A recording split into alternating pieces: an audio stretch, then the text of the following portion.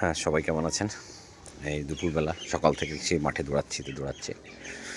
আপনাদের দেখাই একটু ব্যাক ক্যামেরা। এটা হচ্ছে ওই পারটায় আমাদের একটা মাঠ আছে। মানে মাঠ বলতে হচ্ছে লাউ মূলত দেখতে আসছি, কিন্তু হঠাৎই দেখছি পানি বেড়ে গেছে, এখানে ক্যান্ডেলের মতো আছে।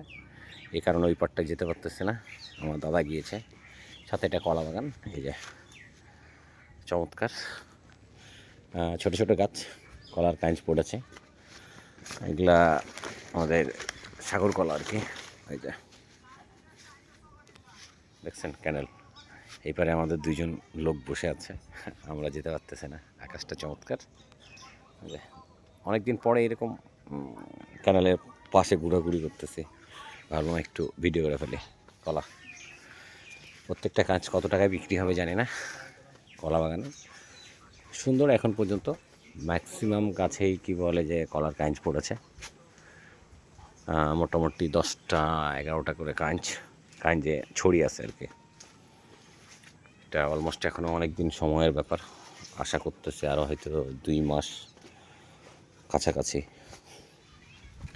দেখেন কি চমৎকার, এই প্রকৃতির মাঝে হারিয়ে যেতে ইচ্ছে করে।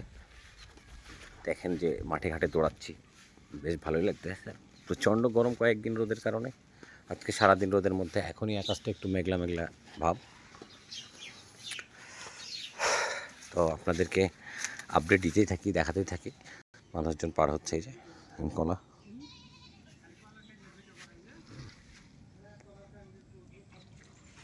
চমৎকার।